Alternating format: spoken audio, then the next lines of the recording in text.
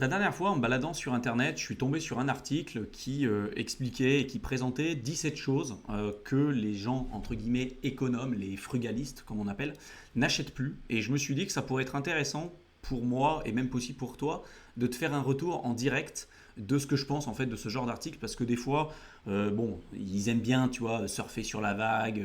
Je connais pas la qualité non plus de on va dire du média qui a publié ce genre de contenu, mais je pense que c'est intéressant, comme à chaque fois, tu vois, d'avoir une vision peut-être objective et claire et de se dire, ok, est-ce qu'il n'y a pas un juste milieu? Parce que des fois, tu en as certains qui te disent, ouais, alors moi, j'achète pas un café, je préfère mieux le faire chez moi parce que ça me permet d'économiser 30 centimes par jour. Et oui, si tu dois économiser 30 centimes par jour et que c'est mieux dans ta poche plutôt qu'ailleurs et que ça sera mieux investi sur les marchés financiers. Mais tu vois ce que je veux dire, c'est pas ça qui va changer ta vie. Donc, ce que je vais faire là dans cette vidéo, c'est reprendre en fait l'article et voir les 17 choses qui sont présentées comme étant pas forcément intéressant de par les frugalistes ou pour faire des économies.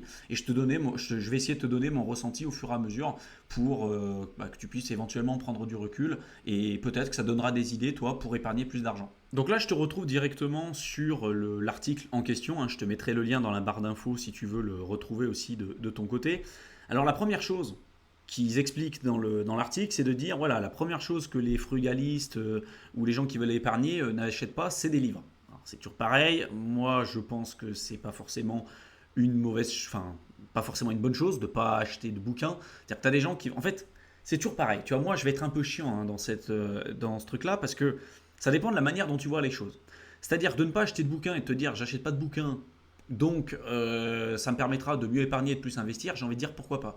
Mais d'acheter des bouquins qui peuvent te permettre de te former sur un sujet avant de faire des conneries et puis même d'apprendre des nouvelles compétences pour te permettre de gagner plus d'argent, c'est bête de t'en priver.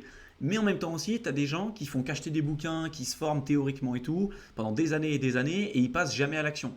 Et tu as des résumés de bouquins aussi que tu peux retrouver sur Internet. Tu as plein d'entreprises aujourd'hui qui font des résumés de bouquins. Si tu veux acheter un bouquin, enfin au lieu de l'acheter, tu te dis bah vas-y, je vais regarder un résumé sur Internet et puis je vais prendre les bullet points les plus importants pour les mettre en place directement dans ma vie. Tu vois, moi aujourd'hui, un livre, surtout que c'est des livres pour apprendre vraiment des choses, je vais plus les lire de la même manière que ce que je pouvais lire avant. Je vais pas le lire comme si je lisais un roman, en fait. Tu vois ce que je veux dire? Je vais regarder la plage sommaire, je vais regarder le sommaire du bouquin, et je vais me dire, ok, ça c'est intéressant, ça l'est pas, ça c'est intéressant, intéressant.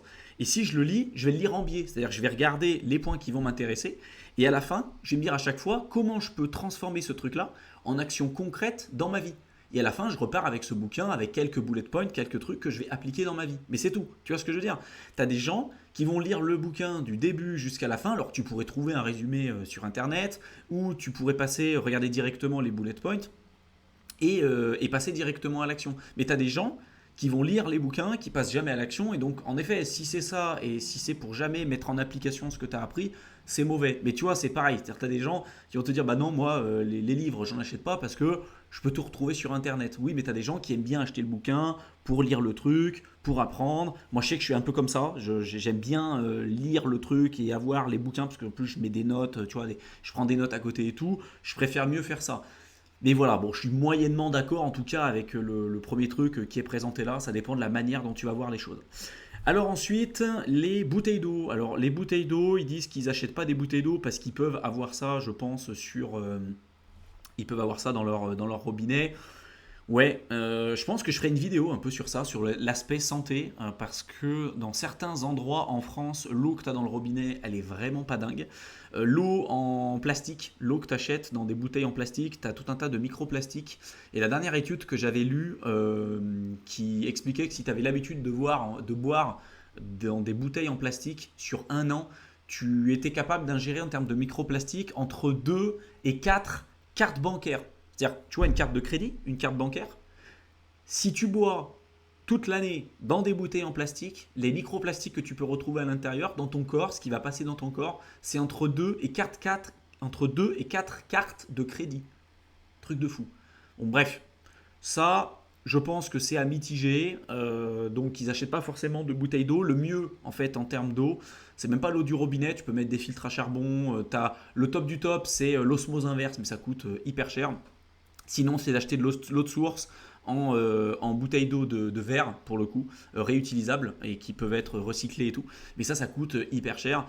Donc, bref, je suis pas forcément ultra d'accord en fonction de la manière dont tu vas voir les choses. Oui, si tu veux épargner, utiliser l'eau du robinet et de prendre des filtres à charbon, franchement, ça coûte pas très cher et ça serait un très bon compromis. Mais tu vois, te dire, je vais pas acheter des bouteilles d'eau, voire des bouteilles d'eau de source et tout, ça dépend en fait le crédit que tu mets aussi à ta santé, hein. Tu as des gens qui vont se dire, bah moi, je veux épargner, mais épargner, si c'est pour acheter de la merde, tu vois, des gens ils vont dire moi j'épargne parce que je prends le moins cher en termes de nourriture. Ils vont prendre des plats préparés, ils vont prendre des trucs avec plein d'exhausteurs de goût et des saloperies qui vont niquer ta santé sur le long terme. Ouais, ça moi tu vois, je suis pas pour. Je suis prêt à mettre plus d'argent pour conserver mon patrimoine santé.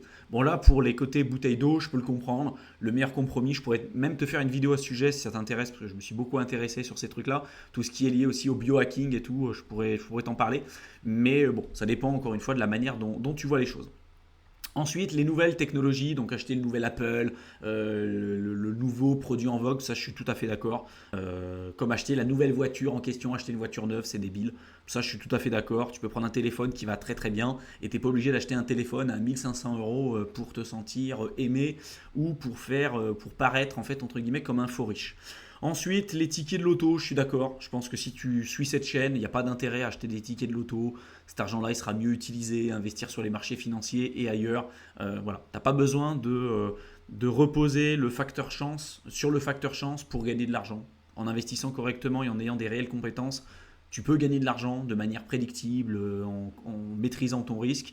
Et en général, ceux qui investissent au loto, en général, c'est des gens qui ont abandonné un peu ce truc-là ou qui pensent que le seul moyen pour eux pour gagner de l'argent, c'est de gagner au loto. D'ailleurs, on le voit, hein, ceux qui gagnent au loto, maintenant, il y a même un suivi psychologique. Et tu as des personnes qui ont gagné au loto et qui se sont retrouvés dans des positions bien plus compliquées que celles dans lesquelles ils étaient à l'époque avant de gagner au loto. Des gens qui se sont retrouvés en faillite bancaire alors qu'ils ont gagné des 500, enfin 50, 100 millions d'euros des fois. Les mecs ils se sont retrouvés en faillite alors qu'au départ ils avaient peut-être un salaire tu vois, à 2000, 2500 € et ils vivaient très très bien. Simplement, bah, si tu n'as pas les bonnes connaissances, les bonnes compétences, même les connaissances de base, hein, les finances personnelles, hein, si tu n'étais pas capable de gérer tu vois, un capital à 2000 €, on te donne 50 millions, bah, tu vas faire confiance aux mauvaises personnes, tu vas placer ton argent n'importe comment, tu vas acheter n'importe quoi, tu vas acheter des passifs et pas des actifs, et au final, bah, tu peux te retrouver en faillite. Et ça, c'est valable pour ceux qui gagnent au loto.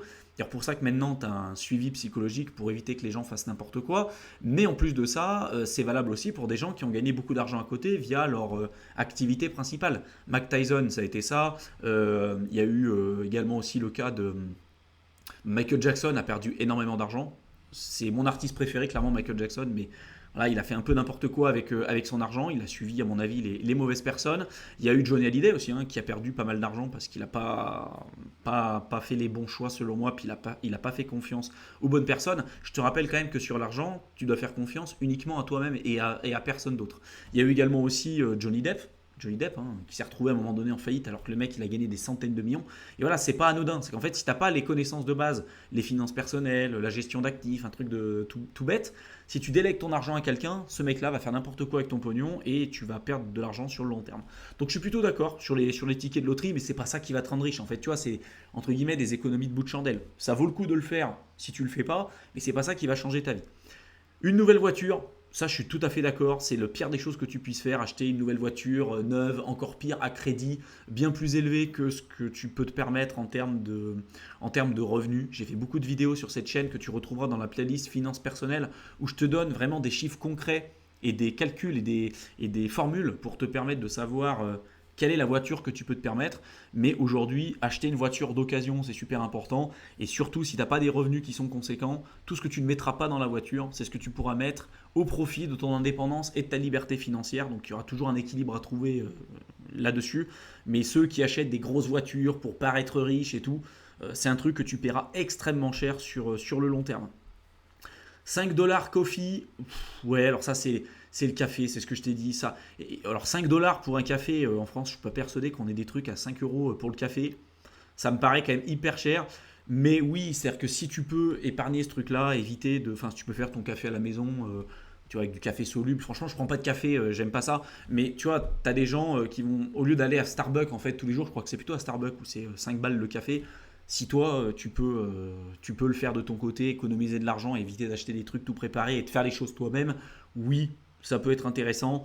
Mais souvent, tu vois, tu as des gens qui vont faire des économies avec les 5 balles sur le café, mais ils vont acheter des voitures neuves. Tu vois. Faut à un moment donné comprendre les deux poids de mesure et te dire c'est quoi qui va donner le plus d'impact sur mes finances personnelles. Tout ce que tu peux faire, de toute façon, oui, ça aura un impact positif. Mais il faut faire attention de mettre le point où ça va avoir le plus d'impact dans ta vie. Alors le câble TV, oui, alors ils disent qu'en gros, t'as pas d'intérêt à avoir un câble de télé parce que t'as pas besoin de regarder la télé. En fait, t'as tout ce qui est en streaming sur Internet, tu peux te divertir sur Internet, je suis plutôt d'accord. Bon, franchement, je vois même pas pourquoi ils l'ont mis dans le classement, mais ok. Au lieu d'acheter alors brand name, on va dire d'acheter des grands noms en termes de marque. Par exemple, ça peut être des pâtes ou ce que tu veux. Quand tu as des génériques qui sont disponibles, tu peux les avoir. Et c'est vrai que des fois, ça peut être intéressant. Tu peux avoir des génériques qui sont pas forcément plus mauvais pour la santé que des grandes marques, mais simplement parce que tu as une grande marque, ça va te coûter bien plus cher. Un t-shirt blanc Nike, ça va te coûter des moments 60 euros, alors que tu peux acheter un t-shirt blanc classique, à 5 ou 10 balles, tu vois, à Decathlon, quoi. Tu vois ce que je veux dire? Donc, oui, je suis d'accord. Après, attention, côté alimentation, moi je mets vraiment des gros guillemets parce que c'est pas parce que tu es sur de la marque, c'est forcément de la qualité, mais c'est pas parce que tu vas aller sur des génériques que tu vas pas acheter de la merde non plus. Voilà, fais vraiment attention, forme-toi sur l'alimentation, ton capital santé, c'est ce qui est le plus important. Mais je suis plutôt d'accord là-dessus, d'acheter à chaque fois les grandes marques. Des fois, tu peux payer 2, 3 fois plus cher que des choses qui pourraient être équivalentes, voire mieux. Ça, c'est important. Alors, éviter de déléguer tes vêtements ou de les faire sécher par une entreprise extérieure, de faire ça toi-même, oui, je suis plutôt d'accord. De faire attention à tout ce qui est extra en termes de restaurant, alors d'aller au restaurant régulièrement, oui, ça peut avoir un impact sur tes finances personnelles. Et souvent, ils vont te mettre des upsells super élevés sur les boissons. Tu vois, ils vont te donner ton plat principal, ce que tu as réclamé. Et puis au final, ils vont te dire, vous voulez un verre d'eau, un verre d'eau. Alors tu dis oui. Alors c'est de l'eau plate, de l'eau gazeuse, machin. Alors tu dis eau gazeuse, ok, en bouteille ou n'importe quoi. Et au final, tu te rends compte que la bouteille d'eau pétillante, ils te l'ont vendu 10 balles, quoi.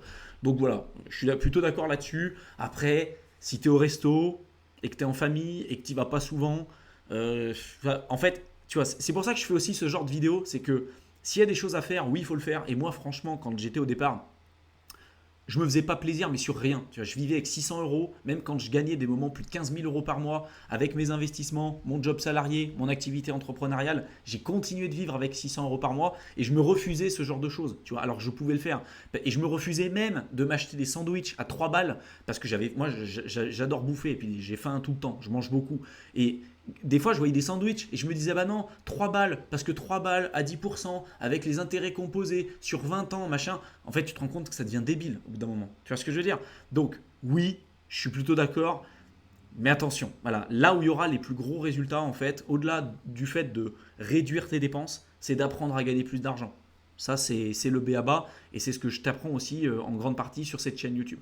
Donc, je suis plutôt d'accord avec ce point 10. Acheter une grosse maison, c'est comme acheter une grosse voiture. En fait, tu n'es pas obligé d'acheter une grosse baraque, un gros truc. J'ai fait beaucoup de vidéos sur cette chaîne pour te montrer quel type de maison tu peux te permettre d'avoir en fonction de tes niveaux de revenus. Et tout comme pour la voiture, hein, tout ce que tu ne mettras pas dans ta voiture ou dans ton loyer ou dans ta maison, c'est ce que tu pourras mettre au profit de ta liberté financière. Acheter des objets de manière impulsive, ça je suis tout à fait d'accord. En général, tu vois, quand tu vas faire tes courses, à la fin, ils vont te mettre des saloperies, alors des sneakers, voilà, tout un tas de trucs qui seront pas bons pour ta santé, les chewing-gums, les produits de merde, voilà. Bon, ça, je suis tout à fait d'accord. Après, il faut aussi te faire plaisir un peu. Si tu as envie de t'acheter un sneakers, pourquoi pas. Mais fais attention, tout ce qui est gratification instantanée, en général, c'est pas bon pour la santé. La dopamine court terme, c'est pas bon. Tu vois, c'est ce que je t'avais dit, hein. La dopamine pas chère, c'est ce qui va te coûter très cher sur le long terme. Que ce soit, tu vois, les films porno, la bouffe grasse, toutes ces choses-là, au final, ça va avoir des répercussions importantes sur ta santé psychologique, mentale, émotionnelle et même des répercussions physiques, hein, sur toi. Et à l'inverse, tout ce qui va te demander des efforts pour créer, on va dire, une dopamine beaucoup plus long terme, ça peut te faire chier sur le court terme, mais ça va avoir des effets extrêmement positifs sur le long terme. Aller au sport, tu n'as peut-être pas forcément envie d'aller au sport. Sur le court terme, ça peut te faire chier, tu peux te fatiguer. Mais sur le long terme, tu seras extrêmement content d'avoir fait ça. Développer un business, c'est pareil. Développer un business, tu n'as peut-être pas envie de le faire sur le court terme. Mais sur le long terme, ça aura un impact positif.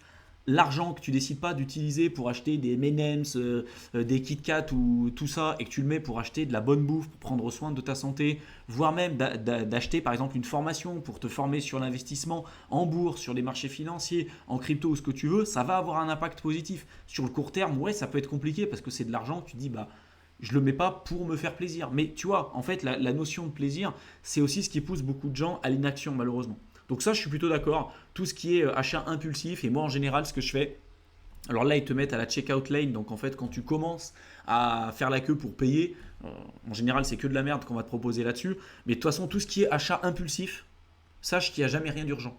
Les gens ils vont te faire croire en marketing qu'il y a tout qui est urgent. Il n'y a rien qui est urgent.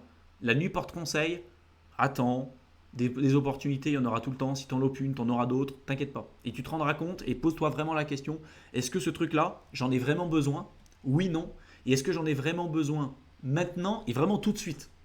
Si à chaque fois tu dis oui, oui, bon bah tu le prends parce que c'est vraiment utile. Mais en général, tu dis est-ce que j'en ai vraiment besoin? Enfin, est-ce que j'en ai envie maintenant? Oui. Est-ce que j'en ai vraiment besoin tout de suite? Non, tu vois.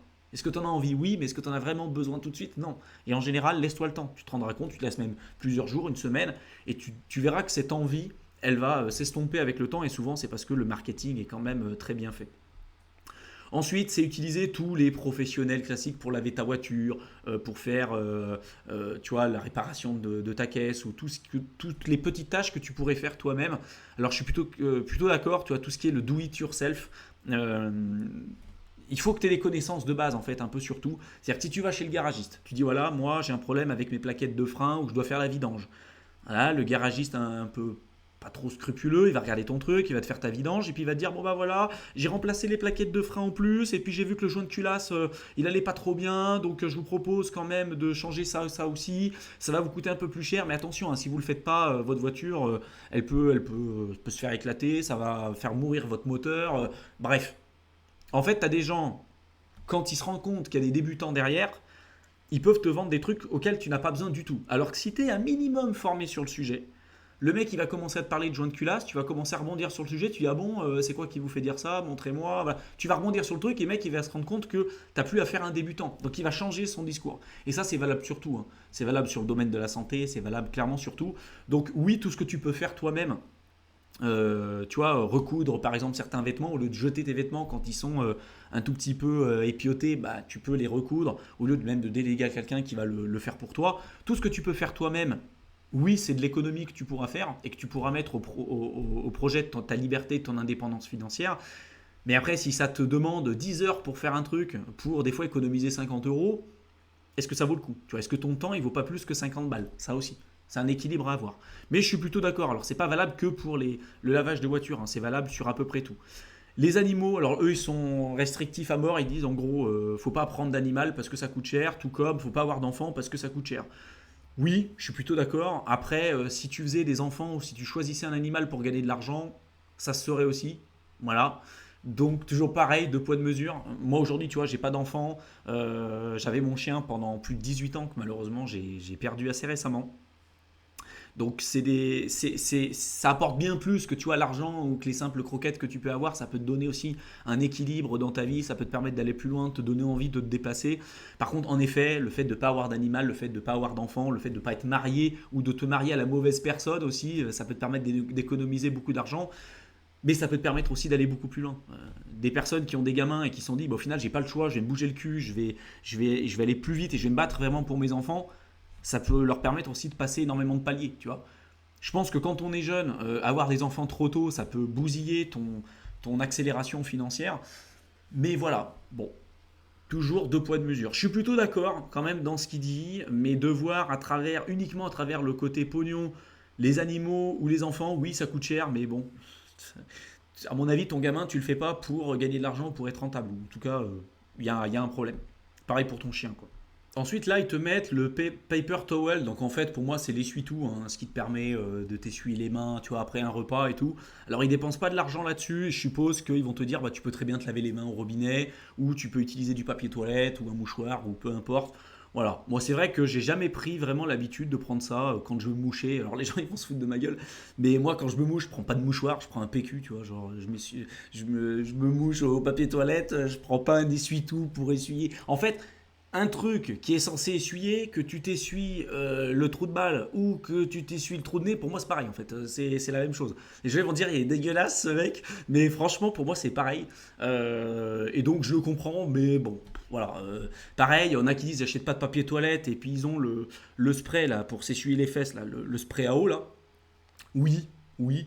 Ok, c'est-à-dire que tu vas pas le mettre l'argent dans le PQ, tu vas le mettre dans le spray pour tes fesses, c'est peut-être plus agréable et tout. Et d'ailleurs, c'est plus agréable, tu verras, si tu l'utilises, si t'es déjà allé au Japon où c'est très répandu, ça nettoie très très bien et c'est nickel. Franchement, c'est top. Mais bon, voilà, après, franchement, les papiers toilettes, c'est pas le plus gros poste de dépense non plus, tu vois. Mais je suis d'accord. Voilà, moi j'ai toujours pris pour habitude, tiens, je vais essuyer un truc, bah, je prends un rouleau de papier toilette ou je m'essuie les mains, je vais au robinet, tu vois, avec une serviette ou même un torchon. Voilà, je m'essuie les mains, puis ça ira très très bien, tu vois. Mais bon, voilà. Ok, je suis plutôt d'accord, même si là, c'est clairement des économies de bout de chandelle.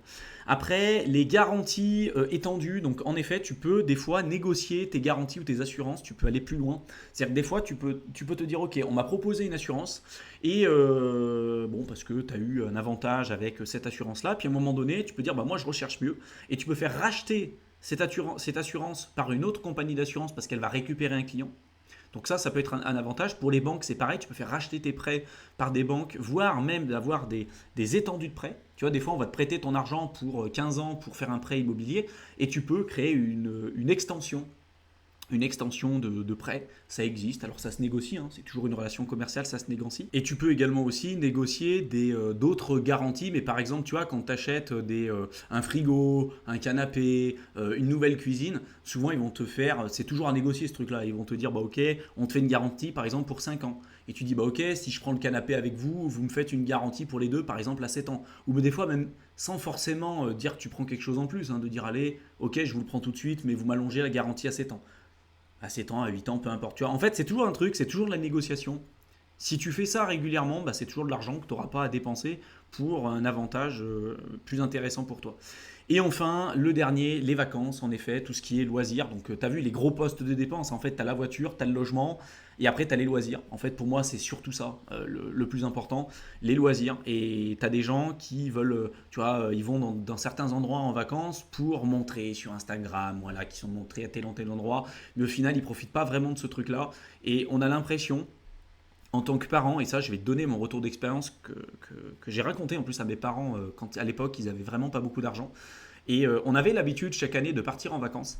Et moi, alors on est deux dans la famille, il y a mon frère, moi, qui a 3 ans de moins que moi, et donc mon père et ma mère. Et chaque année, on avait l'habitude de partir en vacances à des endroits, tu vois, que ce soit à la mer et tout. Et il y a eu des moments dans la vie où ils avaient pas énormément d'argent de côté. Donc c'était assez compliqué pour pouvoir le faire. Et ce qu'on s'est rendu compte, en fait, avec mon frère, en échangeant ensemble, c'est que les meilleurs souvenirs qu'on avait en tant qu'enfant, c'était pas les endroits où on était dans des trucs super grands, tu vois, avec des grandes baraques et tout. Moi, là où j'ai eu les meilleurs souvenirs, c'est quand j'étais dans des trucs tout pétés, mais vraiment éclatés au sol, dans des campings, dans des tentes où à 7 heures du matin, tu es en train de crâner, il fait hyper chaud, et le soir à minuit, il fait hyper froid, tu vois. Et ça, c'est les meilleurs souvenirs que j'ai eus du camping, du truc où tu te lèves le matin, t'entends les gens qui marchent avec des claquettes, tu sais, les pas qui rappent sur les cailloux le matin, les gens qui viennent acheter leurs petites baguettes, ils sont torse nu, ils sont juste avec leur maillot de bain et tout. Et ben, au final, tu vois, c'est les trucs les plus simples. Je me suis rendu compte que en tant qu'enfant, les meilleurs souvenirs que j'ai eus, c'est les trucs les plus simples. Les moments où tu vas passer un petit pique-nique avec les parents, les moments où tu vas aller te balader, les moments. Pas les trucs de fou. Au final, je me rends compte que c'est ça. Et souvent, en tant que parent, je pense qu'on a l'impression qu'on doit toujours faire des trucs de fou avec nos enfants. Et essaye d'en parler avec tes enfants, hein. Si aujourd'hui tu as des enfants, essaye d'en parler, essaye de voir avec eux. Voilà ce qui est vraiment important pour eux et les souvenirs, les meilleurs souvenirs qu'ils ont eus. Moi, en tout cas, à titre personnel, c'est ça, je me suis rendu compte. Et regarde même toi, dans ton souvenir perso, hein, c'est quoi où tu as eu les meilleurs souvenirs? Tu te rends compte que, là, je te parle de vacances, mais les meilleurs souvenirs, souvent, qu'on a, nous, en tant que personne, c'est les choses les plus simples. C'est pas les trucs de fou. C'est les moments les plus simples. C'est une rigolade que tu as eue avec un ami. C'est, je sais pas, une balade que tu as pu faire, une rencontre que tu as pu faire à un moment donné, un simple partage de sandwich, un simple partage de verre à un moment donné avec un pote. Tu vois, genre, c'est tout bête et ça coûte rien. ou très très peu. Et souvent on a l'impression que c'est on est obligé de faire des trucs de fou, de dépenser des centaines de milliers d'euros par an pour faire des trucs de dingue. Alors qu'en fait c'est pas forcément obligatoire. Voilà. Donc moi je suis plutôt d'accord. T'es pas obligé de prendre des trucs complètement fous en termes de vacances. Tu peux faire des choses très très bien. Et même si tu as des enfants, parce que si c'est pour toi et que ça regarde que toi, bah, tu pourras prendre les décisions qui s'imposent. Mais souvent, quand on est en famille, bah, on se dit tiens, j'ai pas envie de priver les autres non plus. Mais parle-en, tu vois. Parce que souvent, on se dit, on met des mots dans la bouche d'autres personnes. Ça peut être ta femme, ton mari, ça peut être tes enfants. Et le fait d'en parler, tu te rendras compte, et même toi, en regardant dans ton expérience personnelle, tu te rendras compte que bah, souvent, on est quand même loin de la vérité et que c'est pas l'endroit qui est important, c'est plutôt les moments que tu vas partager. Et le simple fait de rester en famille et de partager des moments privilégiés les uns avec les autres, au final, c'est ça qui va rester et c'est ça qui va avoir un impact positif et qui va rester vraiment dans l'esprit des personnes. J'espère en tout cas que cette vidéo t'aura plu, qu'elle t'aura intéressé, qu'elle t'aura été utile. Si tu veux aller plus loin sur le domaine de l'indépendance, de la liberté financière, de l'investissement, je t'ai mis un programme de formation offert dans la description de la vidéo que tu peux rejoindre. Tu verras, tu as simplement à cliquer sur le lien que tu auras juste en dessous, tu seras redirigé sur une page. Là, tu auras simplement à mettre ton adresse mail et je t'enverrai le contenu directement dans ta boîte de réception. Je te souhaite une excellente fin de journée et je te retrouve dans une prochaine vidéo. Allez, à bientôt.